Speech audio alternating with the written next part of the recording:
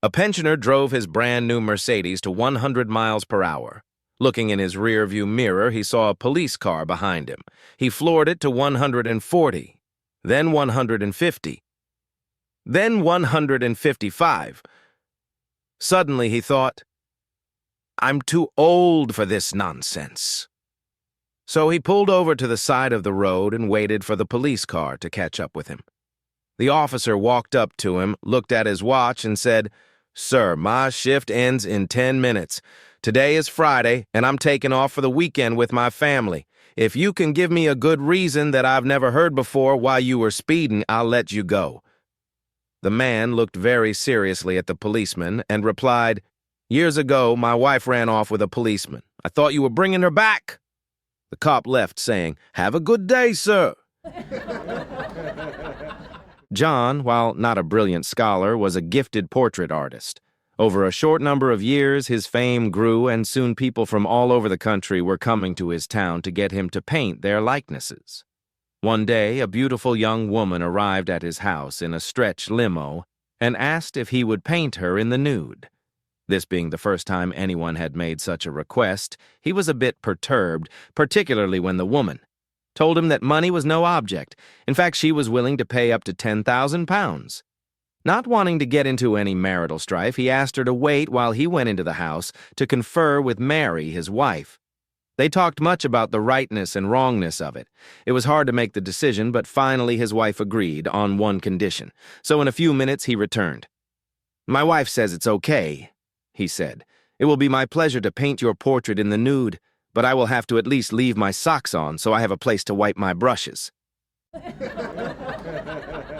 As a singer, I sing at many funerals, and I was recently asked by a funeral director to play and sing at a graveside service for a homeless man. He had no family or friends, so the service was to be at a pauper's cemetery out in the country. As I was not familiar with the area, I got lost. I finally arrived an hour late and saw that the funeral guy had evidently gone and the hearse was nowhere in sight. There were only the diggers and crew left, and they were eating lunch. I felt bad and apologized to the men for being late. I went to the side of the grave and looked down, and the vault lid was already in place. I didn't know what else to do, so I started to play. The workers put down their lunches and began to gather around. I played out my heart and soul for this man with no family and friends. I sang like I've never played before for this homeless man. As I sang and played Amazing Grace, the workers began to weep. They wept, I wept, and we all wept together. When I finished, I packed up my keyboard and started for my car. Though my head hung low, my heart was full. As I opened the door to my car, I heard one of the workers say, "I've never seen nothing like that before, and I've been putting in septic tanks for 20 years. Apparently, I'm still lost." Doctor was addressing a meeting about healthy eating. "The material we put into our stomachs is enough to have killed most of us sitting here years ago. Red meat is awful.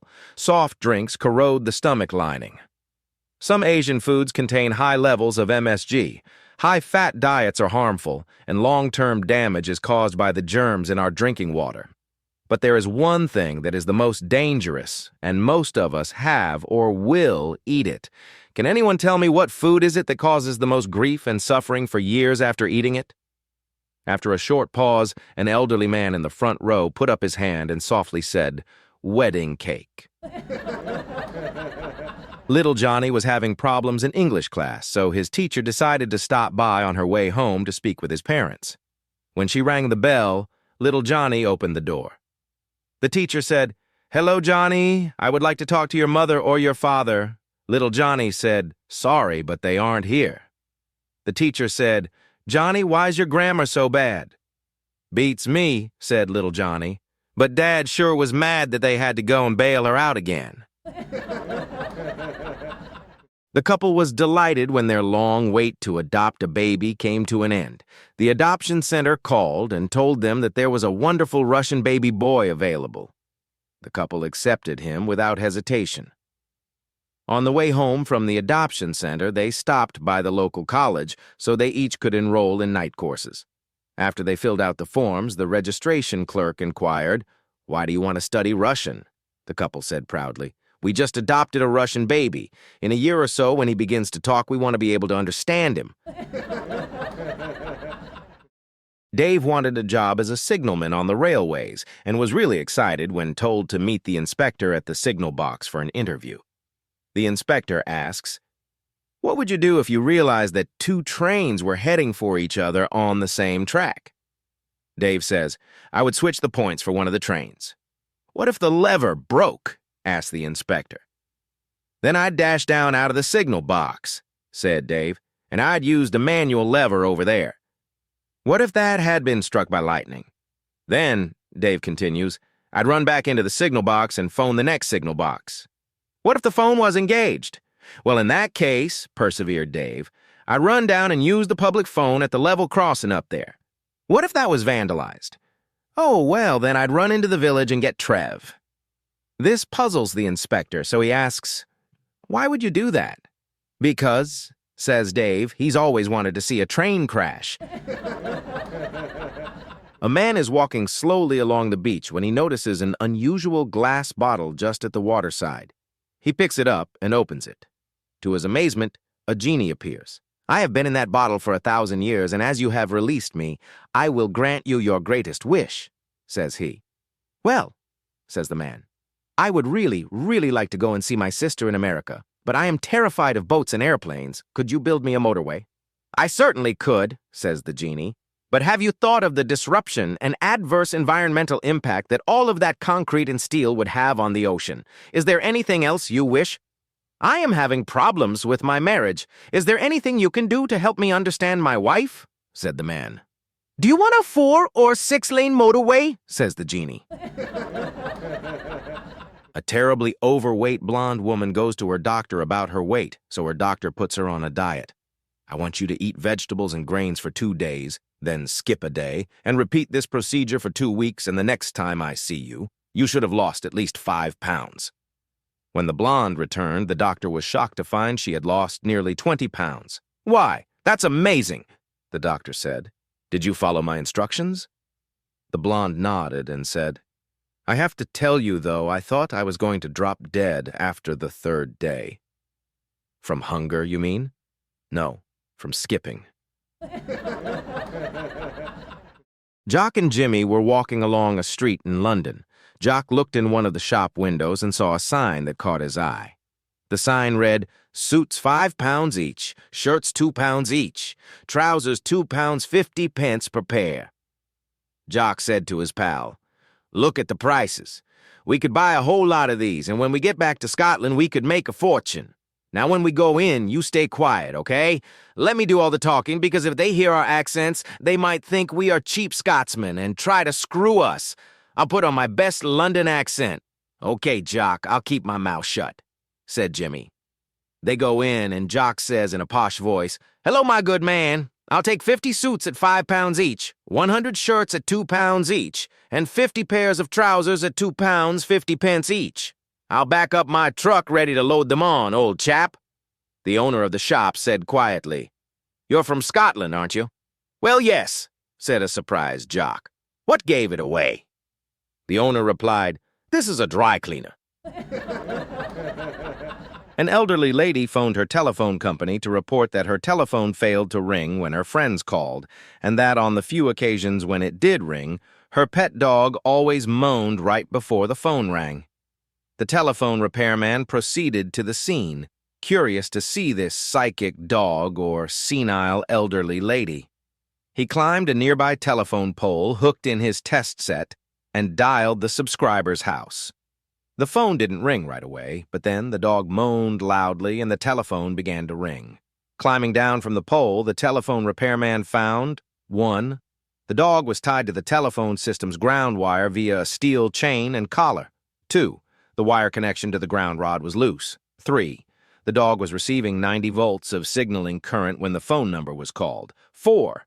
After a couple of such jolts, the dog would start moaning and then urinate on himself and the ground.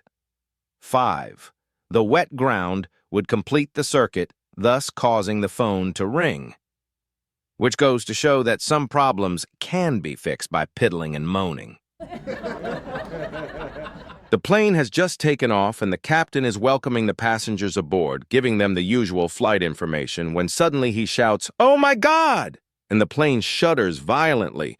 After a few seconds, he comes back on and says, "Ladies and gentlemen, I must apologize for that. The stewardess accidentally dropped my cup of coffee into my lap and I was startled. You should see the mess on the front of my trousers." And one of the passengers shouts, "You should see the mess on the back of mine." A rich playboy had so many girlfriends that he didn't have enough time to entertain them all, so he made a research lab an offer they couldn't refuse and got them to clone him in order to balance the load. However, the cloning technique hadn't been perfected, causing the clone to suffer from Tourette's syndrome. By and by, the clone's obscenities caused the girlfriends to run away. Eventually, the playboy decided something had to be done, so he took the clone to a remote part of the Grand Canyon and pushed him over a cliff. He thought he'd gotten away with it, but shortly after, the police arrested him for making an obscene phone call. A pianist was hired to play background music for a movie. When it was completed, he asked when and where he could see the picture. The producer sheepishly confessed that it was actually a porno film, and it was due out in a month. A month later, the musician went to a porno theater to see it. With his collar up and dark glasses on, he took a seat in the back row, next to a couple who also seemed to be in disguise. The movie was even raunchier than he had feared, featuring group sex, SM, and even a dog. After a while, the embarrassed pianist turned to the couple and said, "I'm only here to listen to the music." "Yeah?" replied the man. "We're only here to see our dog." It is important for men to remember that as women grow older, it becomes harder for them to maintain the same quality of housekeeping as when they were younger. When you notice this, try not to yell at them. Some are oversensitive, and there's nothing worse than an oversensitive woman. When I retired a few years ago, it became necessary for Lorraine to get a full-time job, along with her part-time job, both for extra income and for the health benefits that we needed. Shortly after she started working, I noticed she was beginning to show her age. I usually get home from the golf club about the same time she gets home from work. Although she knows how hungry I am, she almost always says she has to rest for half an hour or so before she starts dinner. I don't yell at her. Instead, I tell her to take her time and just wake me when she gets dinner on the table. When doing simple jobs, she seems to think she needs more rest periods. She had to take a break when she was only half finished mowing the front lawn. I try not to make a scene. I'm a fair man. I tell her to fix herself a nice big cold glass of freshly squeezed lemonade and just sit for a while. And as long as she is making one for herself, she may as well make one for me, too. Editor's note. Ron died suddenly on January 31st of a perforated rectum.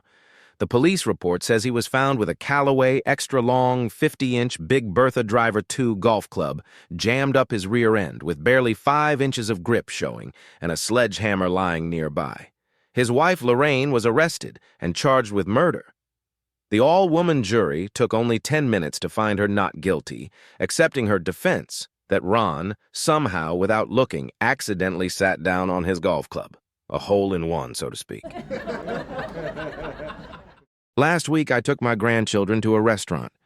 My 6-year-old grandson asked if he could say grace. As we bowed our heads, he said, "God is good. God is great. Thank you for the food, and I would even thank you more if Grandpa got us ice cream for dessert, and liberty and justice for all. Amen." Along with the laughter from the other customers nearby, I heard a woman remark, "That's what's wrong with this country. Kids today don't even know how to pray. Asking God for ice cream. Why? I never—" Hearing this, my grandson burst into tears and asked me, "Did I do it wrong? Is God mad at me?"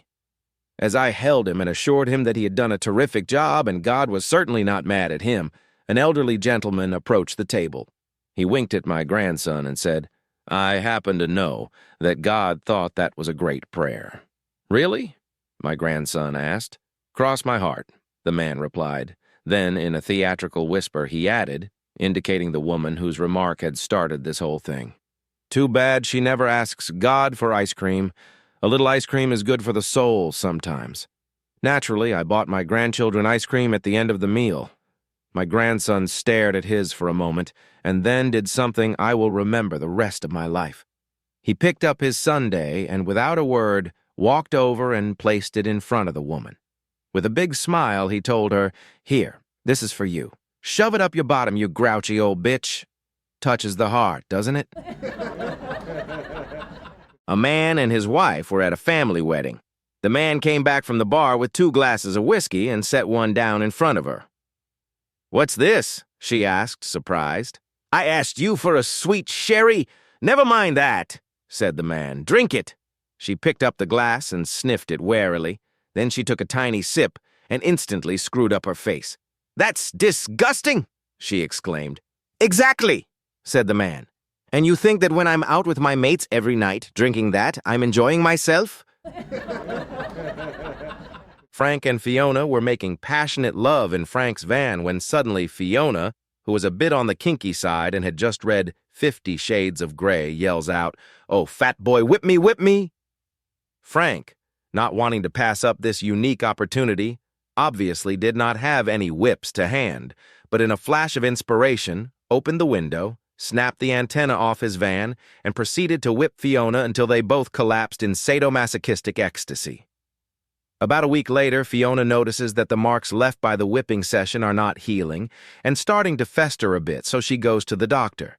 The doctor takes one look at the wounds and asks, "Did you get these marks having sex?"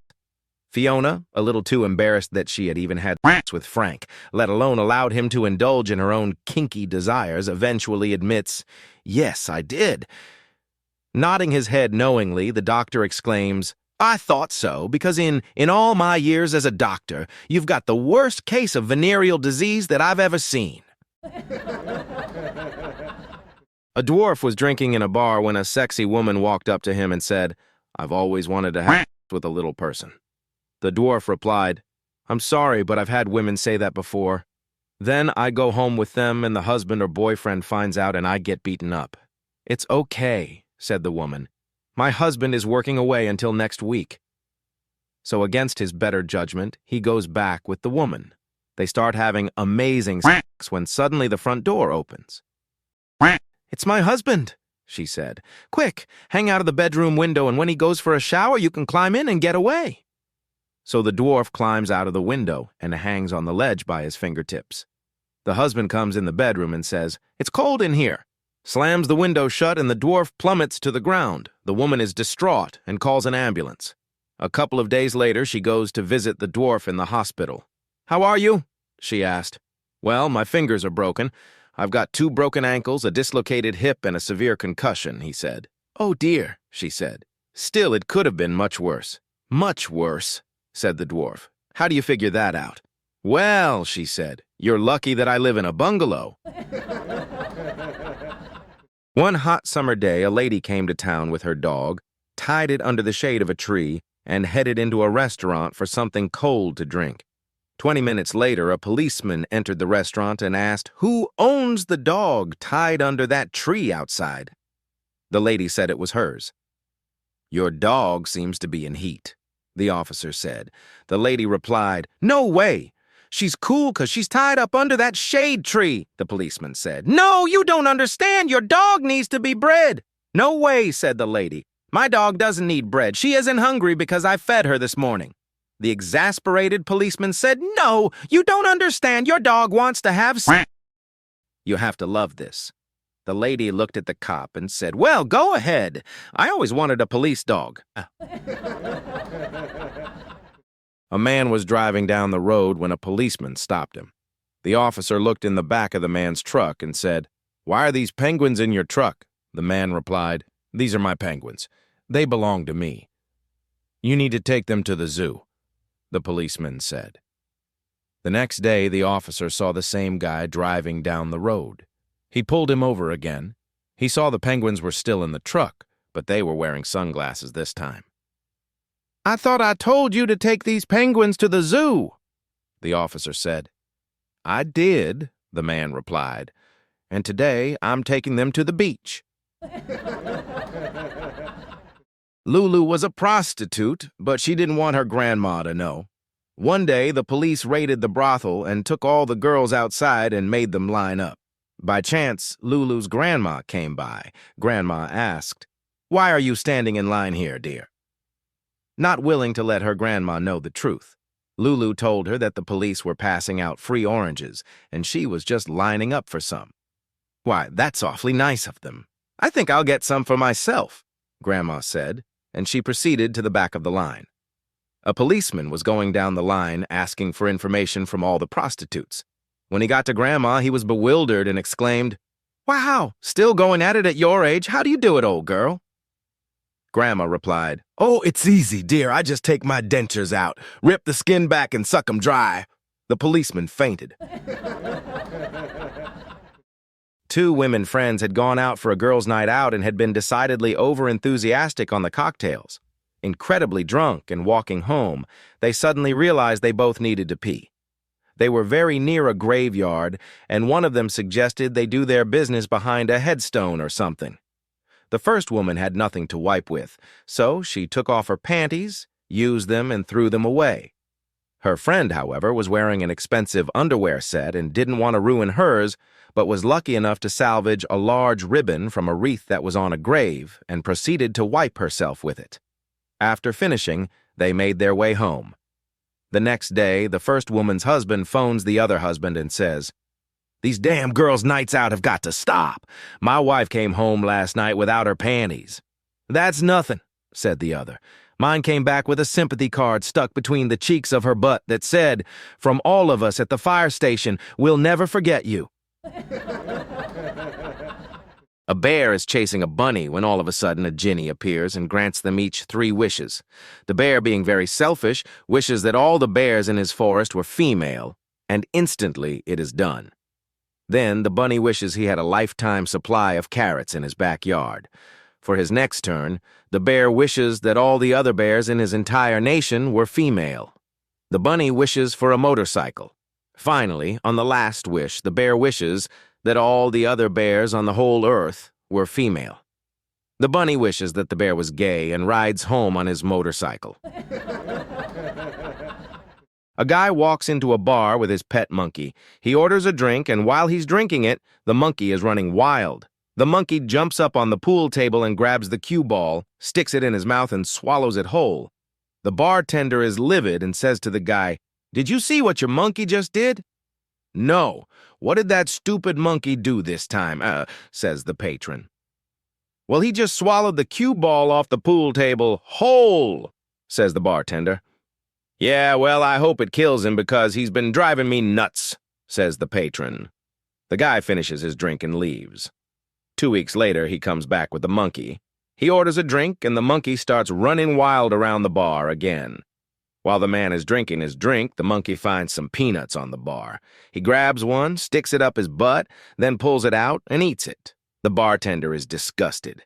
"Did you see what your monkey did now?" he asks. "What now?" responds the patron. "Well, he stuck a peanut up his butt, then pulled it out and ate it," says the bartender. "Well, what do you expect?" replied the patron. "Ever since he ate that darn cue ball, he measures everything first." A young man went into confession, crying, and told the priest, "Forgive me, Father, for I have sinned." "What have you done?" asked the priest. "A few weeks ago I went to the library. I remained there until closing time, and when I was about to go home, rain started pouring down. It was so intense I had to wait in the library. I had waited for a while with the librarian, a young, attractive, single girl, and then one thing led to another, and I ended up sleeping with her." The man stopped talking, but kept weeping. "Well, don't cry. It's a sin, but it is not that bad. You should say 5 Hail Marys and it will be forgiven," said the priest.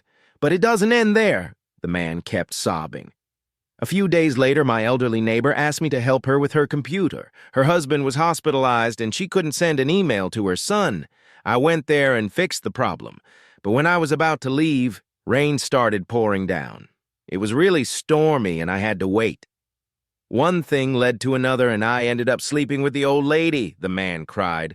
"Oh dear, well that makes it harder indeed, but still, you should say 15 Hail Marys and you will be forgiven," said the priest. "Oh, I'm afraid the worst part is still ahead," cried the man.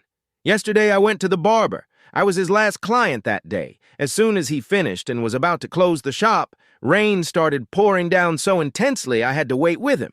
One thing led to another, and I ended up sleeping with him as well, the man cried. Oh dear, it is indeed worse than I thought, said the priest. So what should I do, Father? The man asked. Well, answered the priest, you should get the out of here before it starts raining. An elderly priest, his eyes sparkling with good humor, turned to the younger priest beside him and said, I must say, your idea to replace the first few pews with plush theater-style seats was inspired. It's remarkable how quickly those seats fill up now. The younger priest chuckled softly and gave a modest nod as the elder priest went on. And I'll admit, when you suggested giving the hymns a modern twist, I was skeptical. But bringing in that rock and roll gospel choir has truly revitalized the congregation. It's wonderful to see every seat filled, all the way to the balcony. Thank you, Father, the younger priest replied, his tone humble yet pleased. The elder priest patted him on the shoulder, his expression kind. Your enthusiasm and fresh ideas have been such a blessing to our parish. Truly, most of your innovations have been marvelous. The younger priest detected a hint of hesitation in the older man's voice and braced himself for what was coming. Sure enough, the elder priest continued, That being said, I think you may have gone a step too far with the drive-through confessional. But, Father, the young priest exclaimed, leaning forward earnestly, attendance for confessions has doubled, and our donations are through the roof. The elder priest stroked his chin thoughtfully. Yes, I've noticed. Your efforts haven't gone unappreciated, believe me, but the flashing neon sign on the roof that says, confess and drive away, well, let's just say it's a bit much. A man walks into a bar with his dog, but before they can take a seat, the bartender shakes his head and says, Sorry, buddy, no animals allowed. To everyone's shock, the dog looks up and says, Oh, come on! Can't a guy get a drink without all this fuss? The bartender crosses his arms. Nice try, pal. Another one of those talking dog gimmicks, huh? Not buying it. Both of you need to go. It's not a trick, I promise, the man protests. Here, I'll prove it. How about I step out for a bit? You can chat with my dog yourself. The man walks out, leaving the bartender alone with the dog. So about that drink, the dog says, tail wagging. Stunned, the bartender blinks and mutters, Okay, sure, on the house. But you know what? My wife works at the cafe next door, and she'd lose her mind if you walked in and ordered something.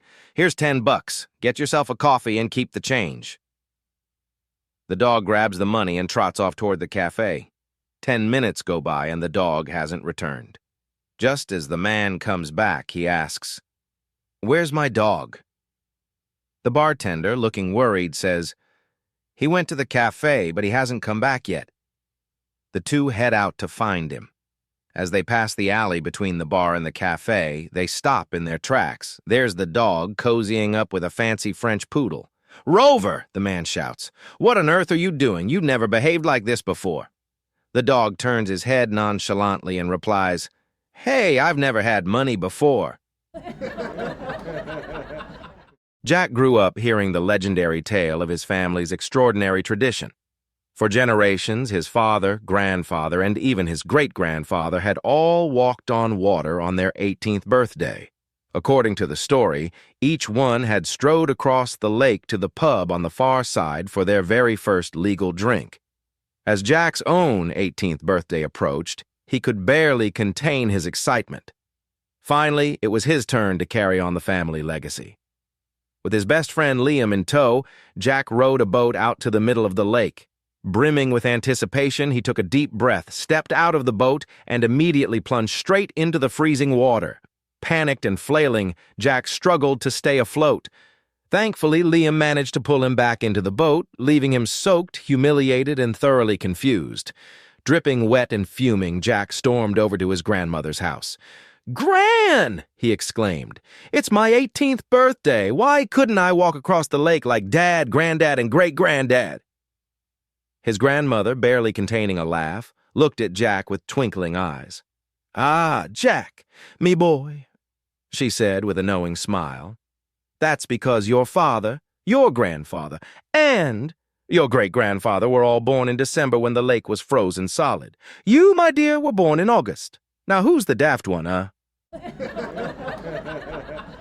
An Avon lady was delivering products in a high-rise and was riding in the elevator. Suddenly, she had the powerful urge to fart. Since no one was in the elevator, she let it go, and it was a doozy.